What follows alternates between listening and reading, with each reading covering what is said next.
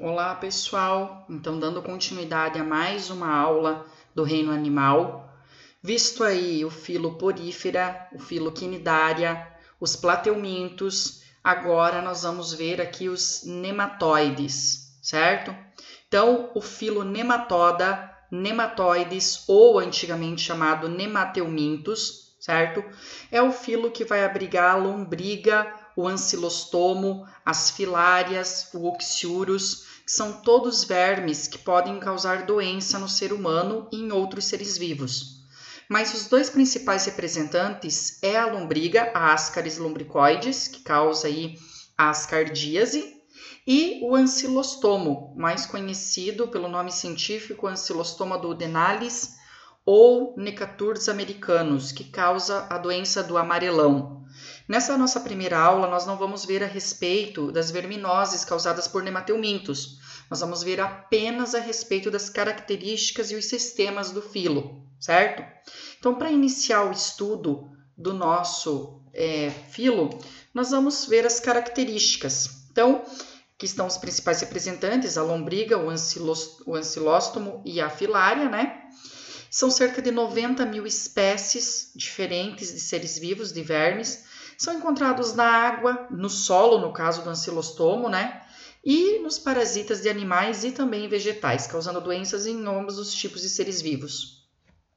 Bem importante, tratam-se de vermes, mas ao contrário dos plateumintos, que apresentavam o corpo achatado, certo? Os nematóides já apresentam um corpo um pouquinho mais arredondado. Então, eles têm o corpo cilíndrico, só que as extremidades, as pontas do corpo são afiladas, certo? Como se fossem no formato de um olho, o meio mais espesso e as pontas afiladas, tá? E ele não tem subdivisão interna, é um único sistema uniforme, sem divisão em metâmeros, que é o que a gente vai ver que vai surgir no próximo filo, que são os anelídeos. A simetria é bilateral, então se eu dividir o animal em duas partes, ambas as partes serão igual, tanto longitudinalmente quanto transversalmente. E aí surge o pseudoceloma. Então, os plateumintos eram acelomados e os nematóides terão um pseudoceloma. O que é o pseudoceloma? O falso celoma.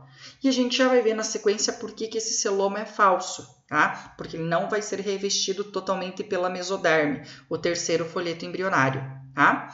Eles continuam sendo triblásticos. Como assim triblásticos? Apresentam os 3 folhetos embrionários, já que essa característica surgiu lá nos plateumintos, então vai permanecer aqui nos nematóides. E o sistema digestório é completo, indo de boca a ânus. Isso é uma novidade evolutiva. Nos plateumintos não existia sistema digestório completo, porque tinha apenas boca. O primeiro filo a inaugurar, o primeiro grupo de animal a inaugurar o sistema digestório completo é os nematóides, apresentando de boca a ânus. Então aqui nós temos, né, a representação da lombriga, que é o animal exemplo. Observem aqui a estrutura, essa aqui é o pseudoceloma, certo? A cavidade que vai guardar os órgãos. Qual órgão que está guardado aqui? O sistema digestório, o intestino.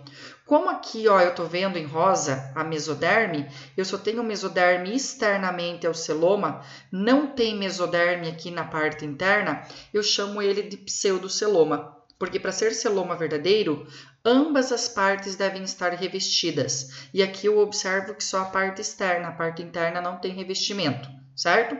Então eu vou ter eles como triblásticos, os 3 folhetos embrionários, o pseudoceloma e protostômio. O blastóporo forma primeiro a boca.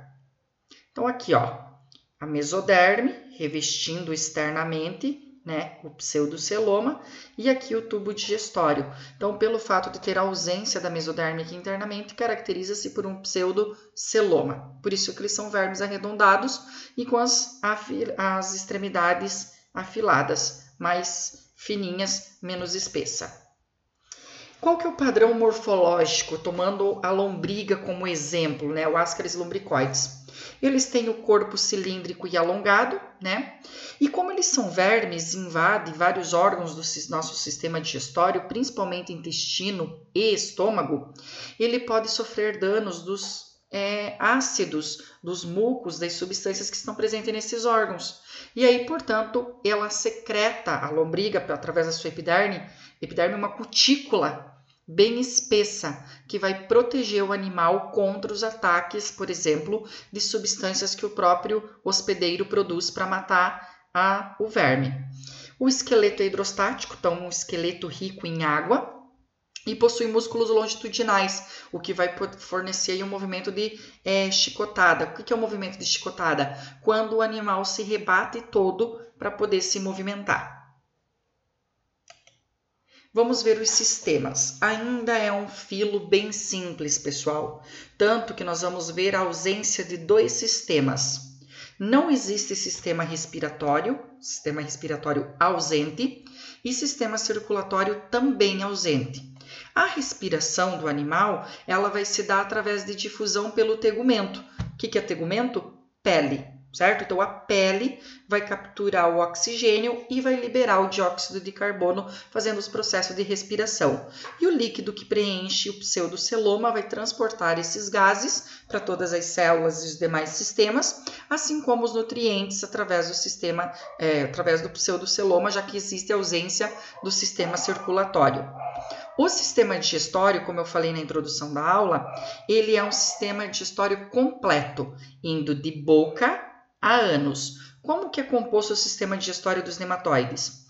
Boca, faringe, intestino e ânus. A faringe suga o alimento, e onde começa a processar a digestão, né, do que foi absorvido pela boca, e o intestino acaba absorvendo esses nutrientes e através do pseudoceloma os nutrientes são transportados. Então aqui tem um aumento consideravelmente no microscópio da boca de uma lombriga, observando que tem a formação aqui desses lábios carnosos, trilolabial aqui, certo? E aqui o orifício por onde vai entrar o alimento, certo? O sistema excretor. O sistema excretor apresenta uma particularidade, né? Vamos lembrar lá dos plateumintos. Os plateumintos apresentavam a célula flama, que era exclusivo deles. Aqui nós vamos ter os tubo em H ou renete. Por que tubo em H? Aqui eu tenho o desenho esquemático do padrão corporal de uma lombriga, então espesso no meio e afilado nas pontas. E eu vou ter um tubo que passa longitudinalmente nas laterais, indo do início ao fim do animal, numa lateral e na outra lateral.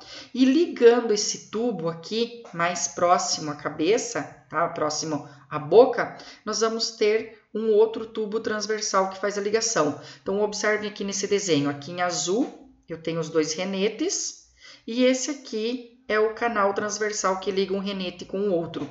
Então, as substâncias que estão no pseudoceloma são absorvidas pelo renete, aí vão ser filtradas, o que é benéfico fica dentro do animal e o que é tóxico é expulso pelo poro excretor, que vai ficar aqui, ligado no canal transversal.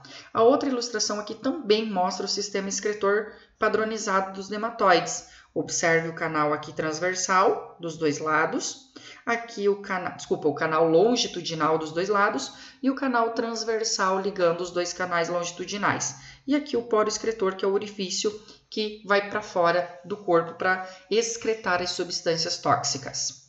O sistema nervoso é do tipo ganglionar. Nós temos que sempre lembrar o padrão de sistema nervoso. Vamos relembrar. Poríferos não tem nenhum sistema, nem tecido, então não tem sistema nervoso. Quinidários inaugura o sistema nervoso no reino animal, sendo um sistema nervoso do tipo difuso. Os plateumintos já apresentam um sistema nervoso ganglionar e permanece aqui nos nematóides, apresentando, olha que engraçado, que diferente. O gânglio nervoso é um anel nervoso que circunda a faringe. Então, em torno da faringe da lombriga vai ter esse anel nervoso, que tem inúmeras células nervosas, neurônios. E desse anel nervoso parte 2 cordões nervosos longitudinal, indo até o final do animal, até a parte posterior. Um desses cordões é ventral, por baixo do animal, e outro cordão é dorsal. Então, como que é o sistema nervoso dos nematóides? É um sistema nervoso do tipo ganglionar, certo? Apresentando 2 cordões nervosos longitudinais, um ventral e outro dorsal. Aqui está a estrutura geral, então, da lombriga, certo? Eu coloquei em azul os elementos do sistema nervoso. Então, tá aqui, ó, o gânglio cerebral, um anel em torno da faringe, certo? E os 2 cordões, o cordão nervoso dorsal e o cordão nervoso ventral. E também destaquei o sistema digestório, a boca, faringe, o intestino e o ânus. Então, em azul, o sistema nervoso e em vermelho, o sistema digestório padrão de uma lombriga. Os demais elementos que estão representados aqui fazem parte do sistema reprodutor, que a gente vai ver na sequência, tá? Vamos ver a estrutura, então, da lombriga. A lombriga ela é um animal dioico, sexo separado. E existe um grande dimorfismo sexual. O que é dimorfismo sexual? Existe uma diferença padrão entre o macho e a fêmea.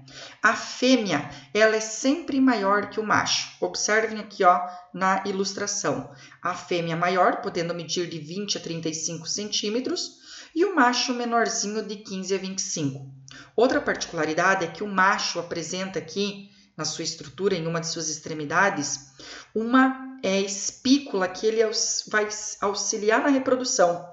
Essa espícula fixa-se sobre a fêmea para poder fazer a fecundação cruzada e aí a liberação dos gametas. Então, o macho sempre menor, né? Olhem aqui, certo? E a fêmea maior, até um pouco mais espessa que o macho. Aqui eu tenho ilustrações diferenciadas, ó, a boca da lombriga, então aqui não é uma figura, e sim uma foto verdadeira de microscópio.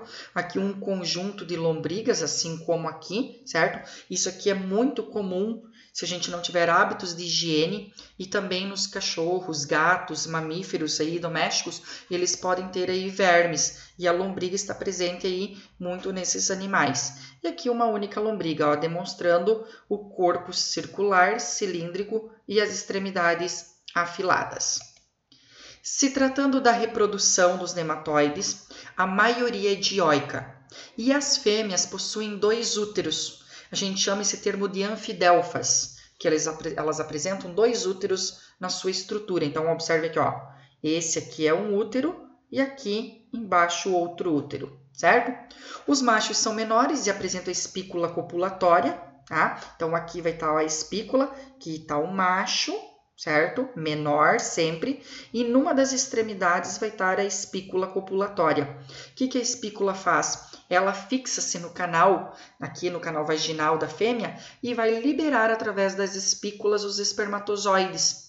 E esses espermatozoides são liberados internamente no canal vaginal. E aí vai ocorrer o processo de fecundação nos ovários e o desenvolvimento dos ovos dentro do útero da fêmea, certo? Aí a fêmea faz a postura dos ovos, né? Deixa eles amadurecer, e esses ovos eles são liberados junto com as fezes do hospedeiro. Então, quando a pessoa está com lombriga, com ascaris lombricoides, a ascardíase, ela libera pelas fezes os ovos da fêmea que está se reproduzindo ali internamente no intestino do hospedeiro, que a gente vai ver nas próximas aulas sobre verminoses causadas por nematóides.